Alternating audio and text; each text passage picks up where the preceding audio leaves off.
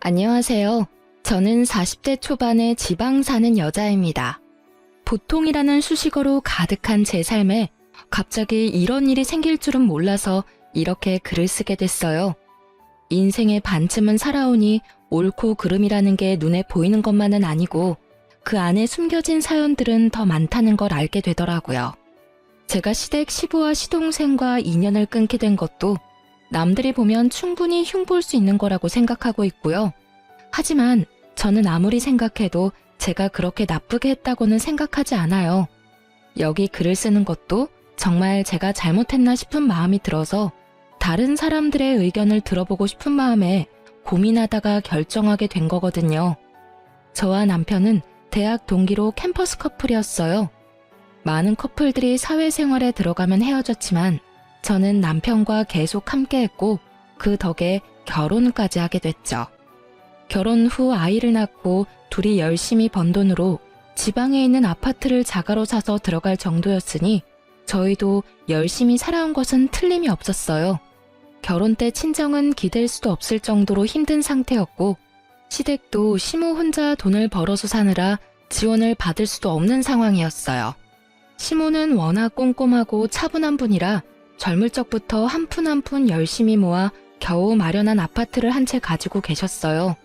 처음에는 시모와 제가 잘 맞지 않다고 생각했거든요. 제 성격이 워낙 예민해서 특히 애 키울 때는 시모의 행동들이 하나부터 열까지 거슬렸었죠. 하지만 시모는 그런 저의 예의 없는 행동에도 참아가며 긴 시간을 기다려주고 저를 설득해 주셨어요. 그런 부분에서 제가 얼마나 많은 위안과 감사를 느꼈는지 결국 애를 키우면서 저와 시모 사이는 엄청 돈독해졌어요. 함께 전쟁을 치르는 전우 같은 느낌으로요. 친정엄마보다 시모를 더 잘 챙길 정도였죠. 시모가 이 정도니 고부 갈등은 없겠다 싶으시죠? 그런데 그렇지만도 않더라고요. 나머지 시부와 시동생이 참으로 골칫덩어리들이었어요. 시부는 쓸데없이 가부장적인 분이시라 저와 시모를 여자라는 이유로 무시하고 막 부려먹기 일쑤였어요. 돈 한 푼 벌어다 주지도 않고 시모가 벌어온 돈으로 생활하는 주제에 말이죠. 게다가 시동생은 생긴 것만 번지르르 하지 실속 없고 허풍도 심하고 겉멋이 많이 들어 누가 봐도 겉만 그럴싸한 남자였죠. 아니 그냥 이 정도라면 차라리 밉지는 않을 텐데 시동생은 매번 시모가 벌어오는 돈 족족 손이나 벌리는 참으로 쓸모없는 사람이었어요. 이 상황을 아는 저와 남편은 어찌 보면 필연적으로 시모를 고생시키는 두 사람에 대해 안 좋은 감정을 지닐 수밖에 없었죠. 솔직히 시모가 없었다면 시댁에 들릴 필요도 없었을 거예요. 제가 시부와 시동생에게 철저하게 실망하게 된 건 남편과 결혼한 지 8년이 넘어갈 때쯤이었어요. 그 해에는 남편과는 나이 차이가 많이 나는 시동생이 결혼을 이야기를 꺼냈죠. 시동생은 당시 번듯한 직업이 없었고 근무한 횟수가 꽤 되는데도 돈 한 푼 없이 결혼을 하게 된 상황이었어요. 솔직히 결혼이라는 걸 해보신 분들은 다들 아시겠지만 하나부터 열까지 다 돈이잖아요. 저는 친정이 그리 잘 살지 못해서 그렇게 할 엄두도 못 냈지만 남편은 워낙 태생이 단단한 사람이거든요. 그런 사람 있잖아요. 주머니에 돈 들어가면 잘 안 나오는 사람. 그렇다고 구두쇠는 아니고 정말로 필요할 때는 돈을 쓰는 그런 사람이었어요. 당시 친정아버지가 아프셔서 집안이 휘청했는데 그때 도와준 게 남편이었어요.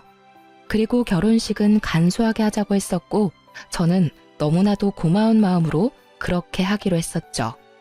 어쨌든 이런 남편과는 전혀 다른 게 시동생이었거든요. 헐렁하고 경제관념도 그닥 없는 데다가 보여주기식 소비를 무척 좋아하는 사람이었거든요. 그런 사람이 결혼을 하겠다고 하니 처음에는 저와 남편이 말렸어요. 나이가 많은 것도 아닌데 왜 빨리 결혼할 거냐고요. 그런데 상대방 여자 쪽이 이미 임신을 한 상태라 마냥 기다리라고 할 수도 없는 노릇이었어요. 결국 시동생의 결혼 비용은 결국 시모의 통장에서 모두 다 나가게 되었어요. 전세 비용 보태달라는 게 5천만 원에 결혼식에 필요한 대부분의 돈을 시모에게서 마련했어요. 거기에다 더 열받는 건 시동생 와이프 될 사람이었어요. 서로 주고받기 없기로 하자고 이미 이야기가 끝났는데도 비싼 명품백과 다이아 반지 귀걸이 세트를 가지고 싶다고 시모에게 직접적으로 말했다고 하더라고요. 결국 그 돈까지 마련하느라 시모는 여기저기 일을 많이 다녔어요. 방판에 식당 일에 시간 날 때는 배달 일까지 진짜 온갖 일을 다 하셨거든요. 자식이 웬수라고 결국 참다 못한 저는 총대를 메고 시동생을 불렀죠. 도련님, 결혼하는 건 어쩔 수 없는데요. 좀 약소하게 치를 생각은 없어요? 저러다 어머님 힘들어서 쓰러지면 어쩌려고 그래요. 평수가 뭔데 우리 집 일에 나서요. 우리 엄마고 엄마가 자식 결혼할 때 돈 대주는 건 당연한 거 아니에요? 그 정도도 못 해주면 그게 부모냐고요. 자식 결혼할 때 왜 돈 대주는 게 당연해요? 형은 결혼할 때 어머님한테 돈 한 푼 빌린 적 없거든요.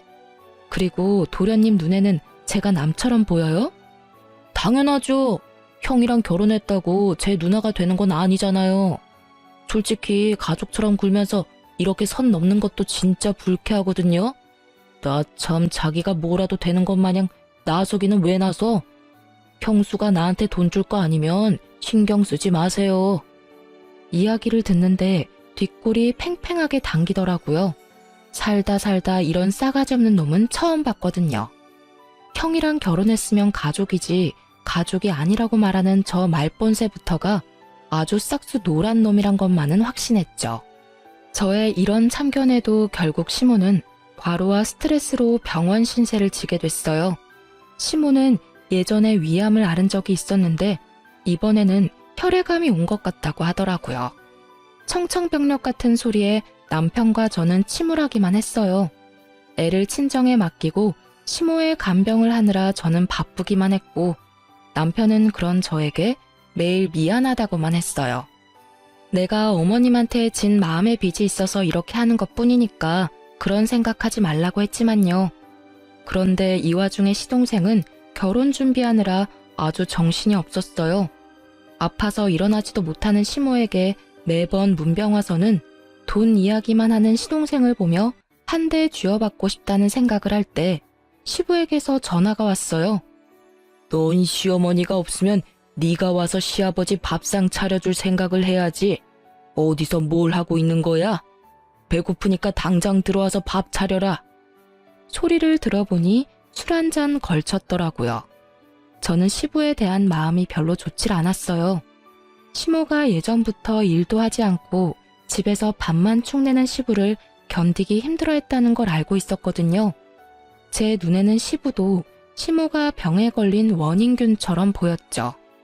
저는 시모 간병 때문에 바쁘고 갈 생각도 없으니 시부 집 근처에 있는 도시락 가게에 전화해서 도시락을 시켰어요. 그것도 제 나름의 성의였다고 생각하거든요. 못 본 척 안 한 것도 용하다고 생각하는데 시부가 전화가 왔더라고요. 너 이딴 걸 지금 밥이라고 시켰어? 이런 맛없고 성의 없는 음식을 누가 먹어? 당장 와서 밥 차려.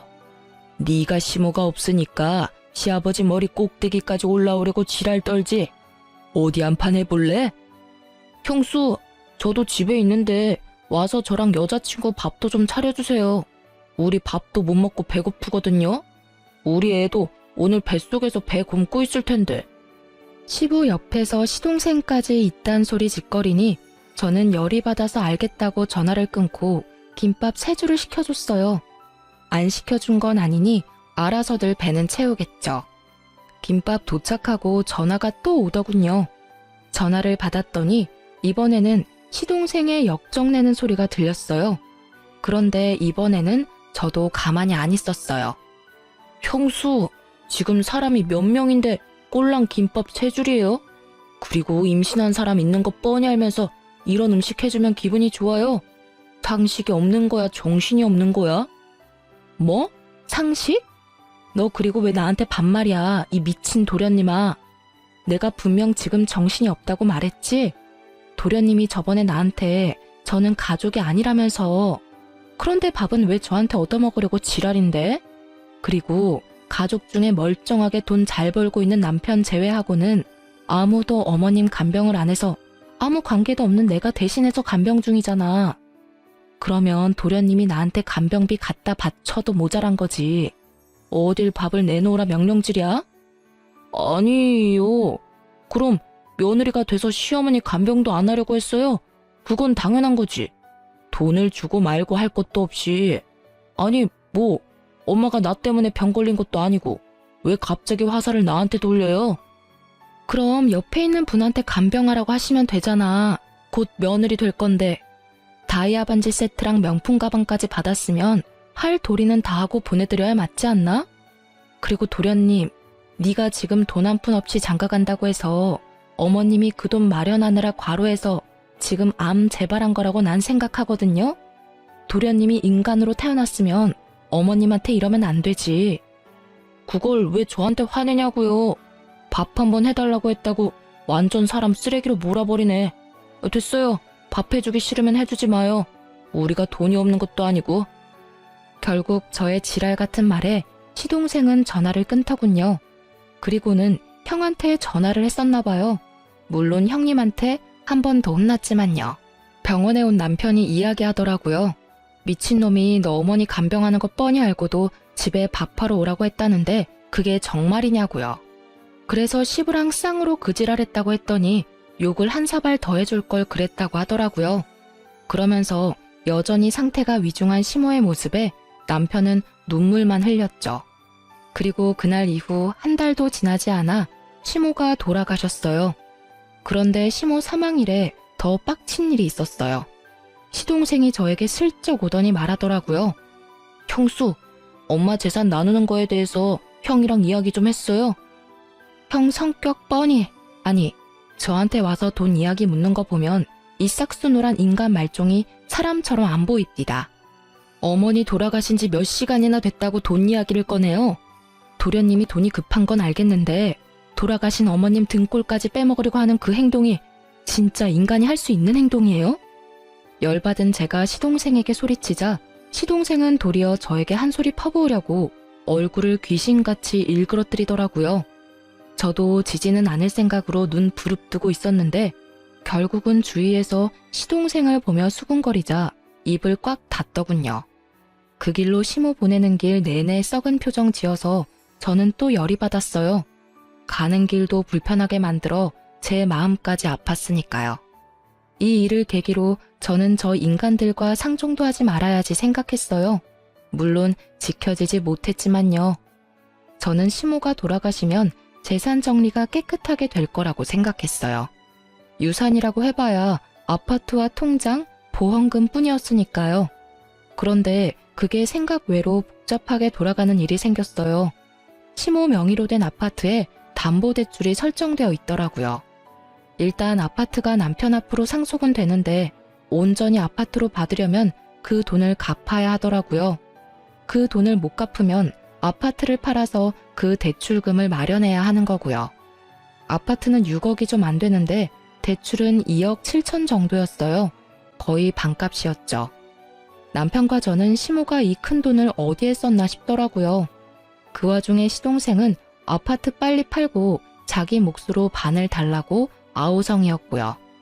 남편은 일단 그 내역이 뭔지 모르고 시모가 급히 돈이 필요해서 썼을 거라고 잠정적으로 생각하고 시동생에게 딱 절반씩 나누자고 했죠.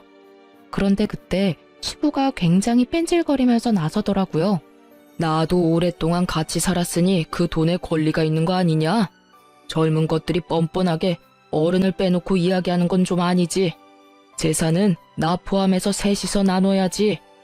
시부의 그 말에 남편이 코웃음 치며 말하더라고요. 진짜 남편도 아니면서 무슨 권리로 그런 이야기를 합니까? 어머니랑 아저씨가 조금이라도 금슬 좋은 부부처럼 살았다면 제가 아저씨한테 하나라도 더 챙겨드렸을지도 모르죠. 그런데 우리 어머니한테 어떻게 하셨는지 기억 안 나세요? 일은 하나도 안 하면서 집에서 삼시세끼 밥 꼬박꼬박 얻어드셨죠? 그러면서 엄마 아플 때 병원 한 번 데려가 주지도 않고 그게 무슨 남편이냐고요. 실은 저도 늦게 알게 됐는데 시모와 시부는 사실혼 관계라고 하더라고요. 시부는 처음에 혼인신고를 하지 말자고 했고 시모는 마음이 상해서 결국 그 뒤에 시부가 혼인신고하라는 말을 그냥 무시하고 혼인신고를 하지 않았다고 하더라고요. 특히 시부가 일을 안 하게 된 날부터는 혼인신고하면 자식들이 더 힘들까봐 일부러 혼인신고를 안 한 것 같더라고요. 그러니 시부는 법적 상속인이 아니게 된 거죠. 말 한번 섭섭하게 하네. 나도 너희 엄마 걱정했어.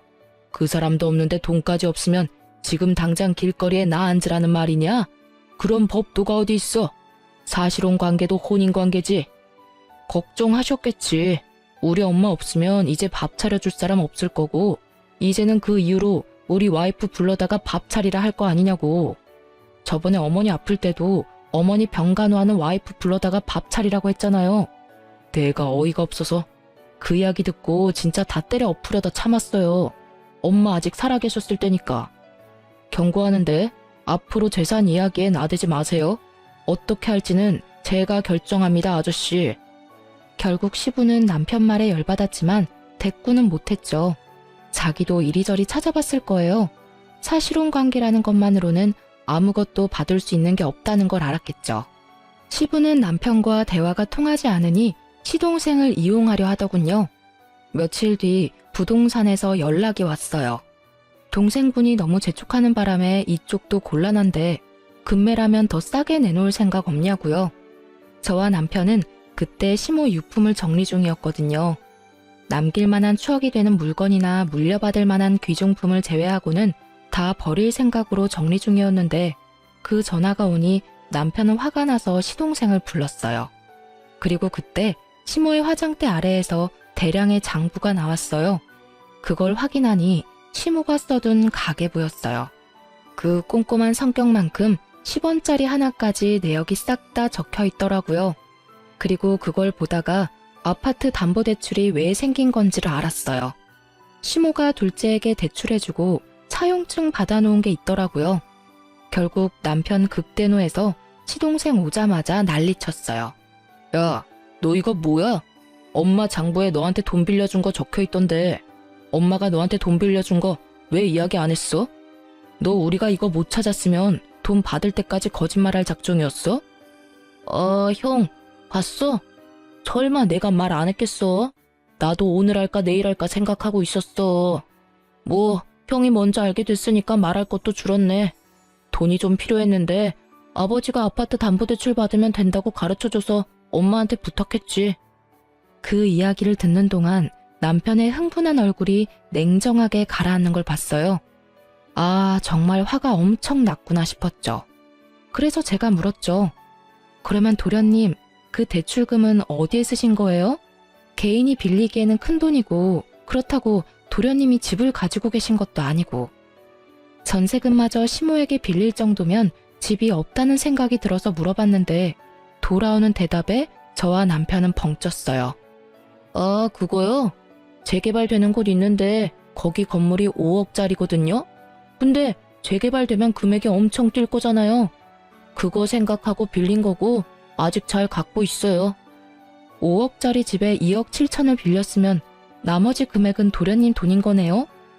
그쵸. 그것도 은행에서 빌려서 지금 원금이랑 이자만 거의 200만 원 넘게 나와요. 솔직히 이번에 아파트 팔고 자동으로 갚으면 내야 할 대출금도 줄어드니까 저도 좋죠. 실실 쪼개며 말하는 시동생에게 남편이 결국 참지 못하고 버럭 화를 냈어요. 야, 그걸 자랑이라고. 너 장부에 어머니가 너한테 돈 빌려준 게 얼마인지나 알아? 대출금만 차용증이 있을 뿐이고 그 이후로 네가 매달 2, 30씩 야금야금 가져간 것까지 계산하면 장난 아니거든? 그런데 너 처음에 시치미 떼고 아파트 처분하고 3억 절반으로 나누자고 했지. 가만 보니까 내가 몰랐으면 너 그 돈 다 꿀꺽할 셈이었네. 네가 아파트 대출금 싹 다 가져갔으니까 넌 아파트 처분하고 남은 돈에 아무런 권한 없는 거 알지?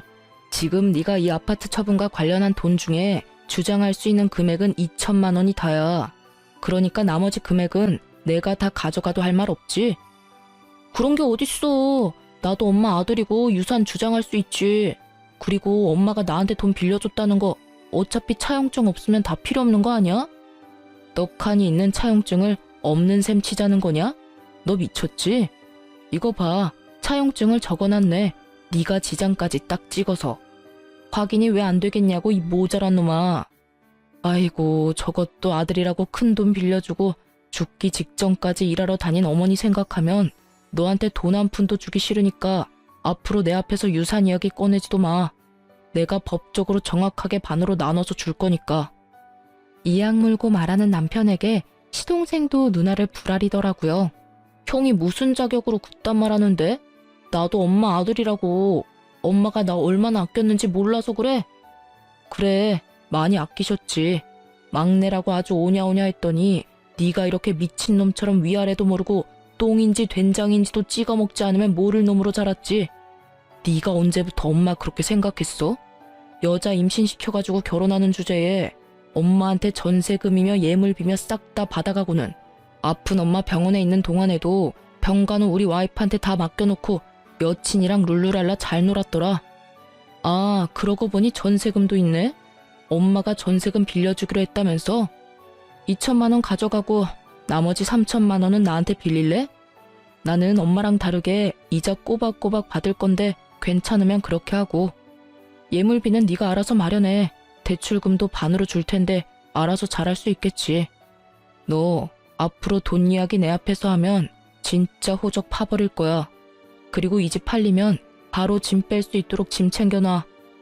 결국 저희는 시모 물건을 챙겨 집으로 돌아왔어요.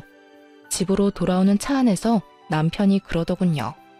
슬퍼해도 모자랄 시간에 저런 것들 상대하고 있으니 지금 자기가 뭐 하는 건지 모르겠다고요. 엄마 가는 길에 자식들끼리 싸우는 모습 보이기 싫은데 진짜 생각 없이 사는 저 사람들 때문에 죽겠다고 말이죠. 결국 남편은 결정했어요. 집안의 돈 정리, 관계 정리 싹 다 깨끗하게 해버리기로요. 그렇게 시모 사후에 남편은 법적으로 아무런 문제 없도록 하나부터 열까지 정리하기 시작했어요. 시모 앞으로 된 재산은 아파트와 생명보험금이 2억 정도 있더군요. 보험금이 있다는 걸 알게 된 시동생은 또 급하게 찾아와 남편에게 말하더라고요. 엄마 생명보험금은 나한테도 받을 자격 있잖아. 반은 줘야지. 나 요새 돈 없어서 힘들다고. 너 아파트 대출금 없어져서 이제 좀 살만하지 않냐? 그거만 없어도 대출금 절반으로 줄어들 텐데 왜 그렇게 앓는 소리야? 대출금 줄어든 대신에 전세금이랑 예물비 때문에 또 돈 빌렸어. 자기가 쪼들리니 계속 재촉하더라고요. 남편이 계속 재촉하니 어쩔 수 없이 보험을 확인했죠. 그런데 시모가 죽기 직전에 생명보험금 수익자를 법정 상속인에서 제 이름으로 바꿔놨더라고요. 저도 제 이름이 나오니 뜬금없이 깜짝 놀랐죠. 뭐가 잘못된 것 같아서 수익자가 언제 누구에 의해 변경되었는지 확인해봤거든요. 바로 시모가 본인 담당하는 보험 설계사를 직접 만나서 변경했다고 하더라고요. 어찌됐든 보험금 2억 원이 제 손에 들어오게 됐어요. 그 이야기를 들은 시동생이 완전 발광하더라고요. 이게 뭐예요? 왜 우리 엄마가 생판 남인 형수한테 보험금을 남기냐고요? 뭐 잘못된 거 아니에요? 아들이 둘이나 있는데 굳이 며느리로 할 필요도 없었잖아요. 이거 혹시 형수가 엄마 꼬셔서 수익자 변경한 거 아니냐고요? 엄마 옆에서 알랑방구 떨면서 들러붙어 있을 때부터 알아봤어야 하는데 너, 네 형수한테 그게 무슨 말버릇이야? 어머니 보험 설계사가 네가 돈을 마구잡이로 쓰는 바람에 어머니가 직접 수익자 변경했다더라. 네가 그렇게 못 믿겠으면 내가 보험 설계사한테 전화해서 왜 수익자가 변경됐는지 물어보자. 남편은 바로 보험 설계사에게 전화했어요. 네, 안녕하세요. 수익자 변경한 것 때문에 제 동생이 의문점이 있다고 해서 연락드렸어요. 혹시 수익자 변경을 왜 했는지 지금 말씀 좀 해주시겠어요? 아, 네네. 돌아가시기 2달 전쯤 병원을 다녀오고 나서 저를 만나자고 하셨어요. 그때 수익자를 변경했어요. 수익자를 며느리 앞으로 한다길래 제가 여쭤봤거든. 장성한 아들이 둘이나 있는데 며느리한테 변경하는 이유라도 있냐고요. 그랬더니 둘째가 씀씀이가 해프고 집 거덜낼 정도로 가져가니 보험금을 받으면 다 써버릴 거라고 하더라고요. 어차피 아들놈들은 아파트 나눠 가질 건데 보험금이라도 자기 병수 밟은 며느리 앞으로 주고 싶다고. 돌아가기 직전에도 확인 전화하시며 말씀하셨고요. 그리고 무엇보다 며느리에 대한 마음이 애틋하시더라고요. 아플 때 힘들 때 자기 신경 써주는 건 며느리밖에 없다고 하시는 거 보니 고부간의 사이가 무척 좋은 것 같다고 생각했죠. 거짓말이죠? 엄마가 설마 나한테 한 푼도 안 남겨주시다니. 이거 형수가 다 모함한 거죠? 왜 내가 아들인데 나는 한 푼을 못 받아요? 이거 진짜 둘이서 짜고서 나 물 먹이려는 거 아니에요? 어쩌면 이렇게 둘이서 다 가져갈 수가 있어요. 우리가 뭘 다 가져가는데? 너 말 똑바로 해. 네가 가져가는 건 2억 9천만 원이야. 그것만 해도 크다고 생각하는데 뭐가 하나도 없냐고. 너 그 돈 묶여 있었으니까 별 생각 없지? 그게 엄마 돈이라는 생각도 없고. 네가 이러니까 보험금 수익자를 변경하신 거지. 그러니까 왜 그렇게 되냐고요. 아파트 담보대출은 이미 끝난 건이잖아요. 보험금은 다르죠. 엄마가 넣은 보험금을 왜 며느리인 형수가 가져가요? 형수가 받을 거면 제 와이프도 받아야 되는 거지. 이거 명백한 차별이고 문제 있는 사항이라고요. 나 진짜 이런 식이면 고소할 거예요. 하세요. 도련님 마음대로 한번 해보시라고요. 도련님이 어머님한테 어떻게 한 건지 가슴에 손을 얹고 생각해봐요. 어머님이 정 떨어지는 것도 당연하지 않을까 싶은데 그걸 도련님만 모르고 계시네요. 아파서 병원 들어와 있는 사람한테 결혼식 돈 모자라다고 돈 달라고 그렇게 떽떽거리며 사람 괴롭게 만들어 놓고 뭐요? 도련님 여자친구한테 보험금 주고 싶었으면 여자친구한테 엄마 병간호나 좀 해주라고 하지 그랬어요. 그랬으면 저 혼자 가져갈 일도 없었을 텐데. 아니 도련님이고 시아버님이고 어떻게 아픈 어머님을 그런 식으로 대할 수 있어요? 어머님이 식모예요? 어머님이 돈 뽑는 기계냐고요. 당신들이 그런 식으로 행동하니까 어머님이 생판 남인 며느리한테 돈 남긴 거 아니냐고요. 어깨 위에 있는 게 장식이 아니면 생각들 좀 하시라고요. 결국 제 말에 반박조차 못한 시동생은 부들부들 떨며 남편에게 기가 막힌 말하더라고요. 알았어. 형수 말 다 맞다 치고 이해하고 넘어갈게. 보험은 이미 수익자가 지정된 상태라 바꿀 수 없다고 하니 포기할게. 이렇게 됐으니 보험은 필요 없어. 그런데 엄마 돌아가셨으니까 지금은 형이 내 보호자잖아. 그러니까 내 빚보증 좀 서줘. 정신 나간 놈아. 내가 왜 네 보호자야? 네가 미성년자야?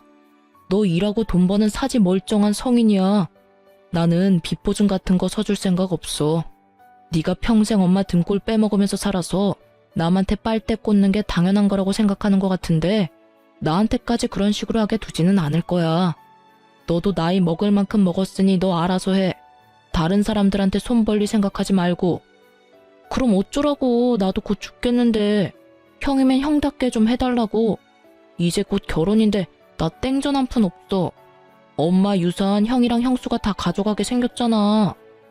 어이가 없네. 왜 내가 다 가져가. 너도 가져갔잖아. 아파트 담보대출 빼면 안 되지. 그리고 아파트 집값 떨어져서 제값 못 받으면 너한테 돈 더 받을 거니까 그렇게 알고 있어.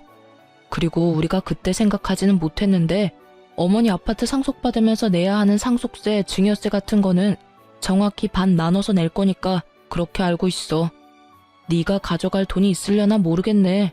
세금은 다 나눠서 내야 하니까. 세금 이야기까지 꺼내니 갑자기 시동생 입이 꽉 다물어지더라고요. 거기까지는 생각도 못한 것 같더라고요.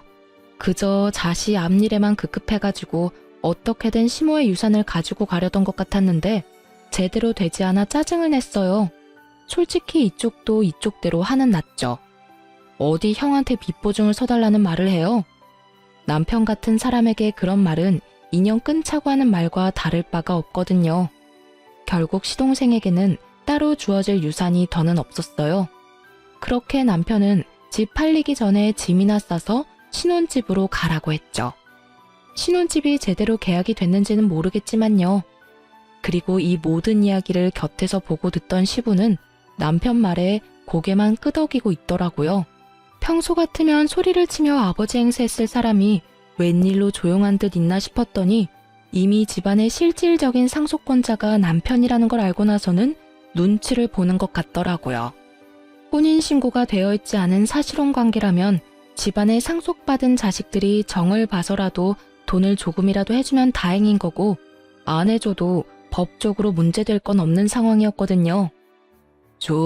그러면 나는 이제 어디서 살아야 하냐? 너희 집에 들어가서 사는 건 안 되겠지? 그럼 너희가 돈을 조금이라도 나눠주면 내가 집 하나 얻어서 조용히 살아도 되는데 말이다. 네 엄마랑 오래 산 것도 있고 그간의 정이 있으니 나한테도 어느 정도는 줘야 되지 않겠냐? 저번에도 말했지만 아저씨가 엄마랑 살면서 뭘 해주셨는데요? 저는 처음부터 엄마랑 아저씨 같이 사는 거 반대였어요. 그리고 아저씨가 엄마랑 같이 살자마자 일 그만뒀을 때는 진짜 엄마만 아니면 쫓아내고 싶었고요. 이야기해보세요. 엄마랑 살면서 엄마한테 잘해준 거 하나라도 있으세요? 엄마가 해주는 따뜻한 밥 얻어먹으면서 잘 살았으니 앞으로는 알아서 돈 벌어서 사세요. 남한테 빌붙어서 살아보려는 생각은 하지 마시고요. 그래도 내가 너희 엄마랑 이렇게 길게 살았는데 아무것도 없이 나가면 사람들이 너를 얼마나 모질다고 욕하겠냐. 그런 소리는 안 듣도록 해야지. 저 그런 거 신경 안 쓰는 놈이거든요. 그래도 어머니랑 산 정을 봐서라도 제가 지분해드릴게요. 전세 하나 얻어드릴 건데 그 전세 계약자는 제 이름으로 할 거예요. 딱 거기까지만 해줄 거고 원룸으로 얻어줄 겁니다. 거기에 나오는 공과금은 다 아저씨가 내시고 저한테 연락 오는 순간 계약 해지하거나 종료시켜버릴 거니까 알아서 잘 내세요. 제 입장에서도 많이 양보한 거라고 생각한 건데 이것도 싫으시면 그냥 관두셔도 됩니다. 그 말에 시부가 괜히 궁시렁대더라고요. 아니, 그래도 사람 살 수 있을 정도로는 해줘야지. 그리고 너무 그렇게 빡빡하게 굴면. 싫으시면 지금 이야기하세요. 저는 어차피 아저씨도 사람들 눈도 신경 안 쓴다니까요. 그럼 하지 말까요? 아니야. 그것도 감사하게 받아야지. 그런데 나가는데 뭐 이삽이라도 좀 줘야지. 그 말에 남편이 열받아서 시부에게 소리치더라고요. 그 시간에 나가서 일자리나 알아보시라고요. 15년을 남한테 얻어먹고 사니까 이제는 아예 일도 하기 싫으세요? 아니면 이삽이 줄 테니까 집도 없던 일로 하실래요? 결국 시부는 깨갱하고는 남편에게 아무 말도 못하더라고요. 그렇게 가부장적으로 굴며 자기가 윗사람이라며 거들먹거리던 시부는 낙동강 오리알 신세가 되고 말았죠. 솔직히 이렇게 될 줄 알았어요. 처음부터 시모에게 잘해주었다면 남편은 분명히 시부를 극진히 대접해줬을 겁니다. 돈이 아무리 들어도 사이좋은 부부처럼 보이기만 했더라면, 술 먹고 매번 행패 부리고 시모를 식모처럼 부리지 않았더라면 최소한의 생계는 유지할 수 있도록 해줬겠죠. 본인 인생 지옥길에 들어선 줄도 모르고 시모 돌아가실 때까지 잘난 척 거들먹거리며 행패 부리던 시부는 결국 이렇게 인생 말년에 혼자 호래비 신세를 면치 못하게 됐어요. 게다가 그렇게 사이가 좋던 시동생도 시부를 못 본 척하는 바람에 시부는 더 괴로워하는 것 같더라고요. 자기가 뿌린 씨앗, 자기가 거둔 거죠. 결국 이때 이후로 남편은 일사천리로 상속과 관련한 일들, 시모의 사망과 관련된 일들을 모두 정리했어요. 그리고 시동생이며 시부 얼굴은 보고 싶지도 않다고 하며 이야기가 나올 때마다 치를 떨었죠. 그래도 어머니 생각이 많이 났는지 납골 땅은 자주 들르더라고요. 그렇게 조금씩 시모의 빈자리가 차츰차츰 메워질 때쯤 시동생이 매우 급한 일로 저희 집을 찾아왔더라고요. 남편이 정말 싫어하는 얼굴을 했지만 결국에는 집 안으로 들여 이야기라도 들어보자고 했어요. 형, 진짜로 좀 도와줘. 나 파산하기 일부 직전이야. 무슨 소리야? 너 아파트 처분해서 대출금 줄었잖아. 그게 아직 몇 달 지나지도 않았는데 뜬금없이 웬 파산인데? 들어봐. 내가 그때 2억 7천 주고 산 건물 기억하지? 내가 그거 진짜 정확한 정보로 산 건데 재개발 코앞에서 엎어졌어. 지금 그거 완전 허름하고 수익도 나지 않는 건물이라 사려는 사람조차 없어. 그 이야기를 듣는 남편의 미간이 찌푸려지더라고요. 이미 이야기 처음부터 남편의 심기를 건드리는 말들이 나왔거든요. 그럼 질질 끌 게 아니라 팔아야지. 헐값이라도 팔아야지. 본전 보고 판다는 생각을 하니까 대출 원금의 이자까지 아직 나가고 있는 거 아니야. 나도 그 생각했지. 팔려고 했는데 산다고 전화 온 사람들 전부 다 가격을 완전 후려쳐서 부르는 거야. 본전은 못 돼도 어느 정도 선이라는 게 있잖아. 근데 반값 이하로 부른다니까? 지금 그 건물에 들어간 대출 원금보다 싸게 부르면 내가 불이익이잖아. 그래서 팔지도 못해. 근데 너 그 건물 아파트 담보대출 자동으로 갚아지면서 대출금 반은 사라지지 않았어? 근데 왜 대출금 내느라 똥줄이 빠지는데? 내는 원금이 줄었으면 100만 원 정도가 세이브 될 건데? 그거? 사실은 그 옆에 있는 건물도 재개발된다고 해서 대출 땡겨서 샀거든. 정말 작은 건물인데 쓸만한 땅이야. 그것도 재개발이 될 줄 알았는데 안 됐더라고. 그래서 그것도 팔아야 하는데 그건 더 안 나가. 그 이야기를 듣는 저와 남편은 고개를 절레절레 저었어요. 이건 뭐 스스로 자기 무덤 연락에 파고 있으니 도와줄 수가 없겠더라고요. 솔직히 그 돈이 생활비로 나가서 빌린 돈이라면 갚아줄 생각도 있었어요. 살다 보면 그런 일도 있잖아요. 애가 생기고 갑자기 가계 지출비가 늘어나는데 모아놓은 돈은 없고, 그렇게 빌렸다면 정말 저도 도와줄 생각이 있었는데 또 재개발 환상에 빠져서 쓰러져가는 건물을 샀을 줄이야. 생각지도 못한 이유에 저는 맥이 탁 풀려버렸어요. 차라리 파산하고 개인회생을 신청하는 게 본인에게는 좋은 일이 아닐까 하는 생각도 들었을 정도였죠. 형수, 제발 나 좀 도와줘요. 어차피 형수 앞으로 엄마 보험금 나왔잖아요. 그거에다 형이 받은 아파트 처분한 돈이면 넉넉하잖아요. 한 1억? 아니, 1억 5천 정도만 빌려줘요. 저 건물 팔리면 갚아줄 테니까. 제가 왜 그 돈을 갚아줘야 해요? 그리고 어머님이 남긴 피 같은 돈, 그런 곳에 쓰고 싶지도 않아요. 아니 도대체 무슨 자격으로 어머님 목숨값을 달라고 여기 와서 돈을 빌려달라고 할 수 있어요? 그리고 저는 잊지 않았어요. 도련님이 저한테 하신 말씀요. 생판 남인 저한테 가족이 아니라고 하셨죠?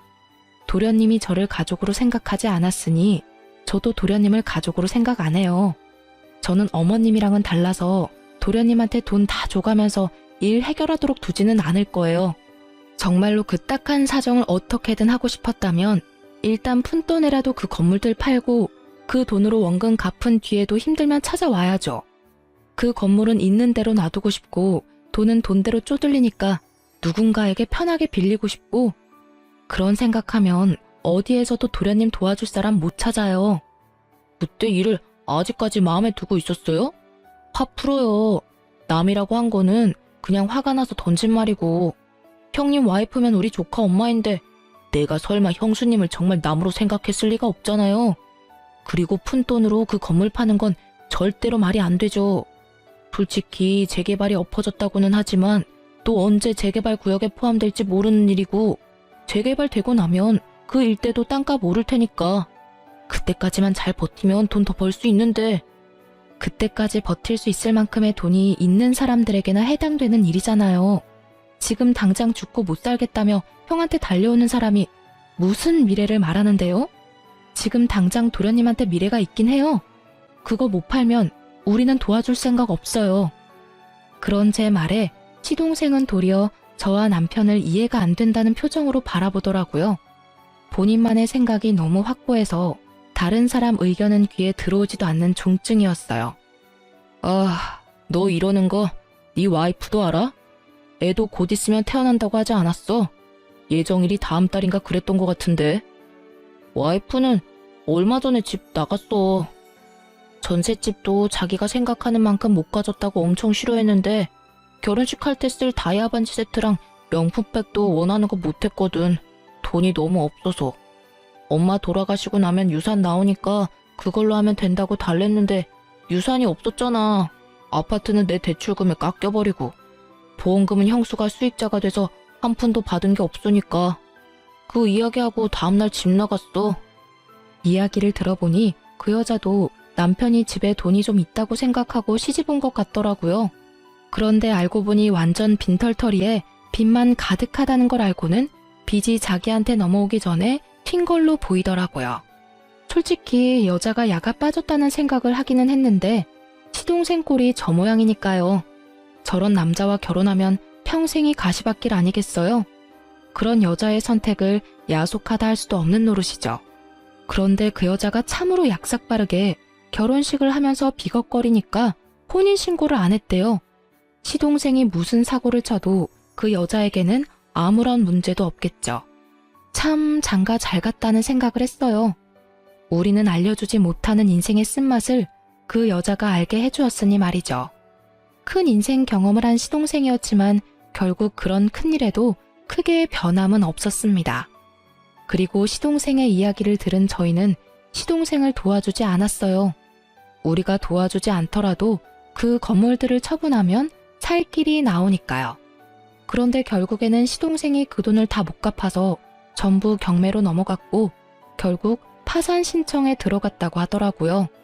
나중에 알고 보니 전세금의 카드빚까지 상당했다고 하더라고요. 그 카드빚은 거의 대부분이 그 여자에게 쓴 것들이었고요. 그런 시동생이 집까지 잃고 간 곳이 어디인지 아세요? 바로 남편 명의로 남편이 계약해준 시부의 전셋집이었답니다. 집주인이 연락 왔었거든요. 계약했을 때는 한 사람이었는데 왜 두 사람이 사냐고 말이죠. 남편은 그분 아들이니 크게 걱정 안 해도 되고 문제가 생기면 연락만 달라고 했죠. 남편이 신경 쓰여 하길래 제가 근처 한번 가서 확인해 봤거든요. 두 사람이 어떻게 지내는지. 시부는 시모 살았을 적에는 빳빳하게 다린 셔츠와 바지를 입고 동네에 돌아다니며 차장 소리 들으면서 떵떵거리며 지냈거든요. 그런데 지금은 다림질은커녕 빨래도 제때 못해서 호레비 냄새 나는 몰골로 동네 돌아다니며 여기저기 돈 되는 일 받아서 하고 있더라고요. 그렇게 사이좋던 시동생은 그 집에 들어가서는 시부부터 쫓아내려고 안달이 났다고 주변에서 전하더라고요. 시부 인생도 참으로 딱했어요. 시모와 남편에게 강압적으로 굴더니 결국에는 끈떨어진 뒤움박 신세가 됐잖아요. 이래서 있을 때 잘하라는 말이 생긴 것 같아요. 저와 남편, 시모에게 조금이라도 잘해줬으면 저와 남편이 두 사람을 그렇게 보내지는 않았을 거예요. 그리고 시모도 수익자를 며느리인 저로 변경할 일도 없었겠죠. 결국은 자신들의 행동에 대한 대가를 고스란히 치르게 된 걸 보니 인과응보라는 말이 저절로 생각났어요. 스스로 열심히 지옥길 걸어가는 걸 충분히 옆에서 말렸음에도 역시나 포기하지 못하는 걸 보니 앞으로도 우리 부부와 만날 일은 없을 것 같아요. 그렇지만 시모의 마음을 생각하면 지금이라도 시동생과 시부가 제정신을 차려줬으면 싶어요. 긴 글을 쓰면서 참 많은 생각을 했어요. 특히 돌아가신 시모 생각이 가장 많이 났죠. 그분이 있었을 때 제가 해야 했었을 일들, 잘못된 걸 바로 잡기 위해 제가 할 수 있었을 일들을 생각하며 후회하게 되네요. 그러니 글을 읽고 계시는 분들, 있을 때 잘하라는 말이 괜히 있는 게 아니더라고요.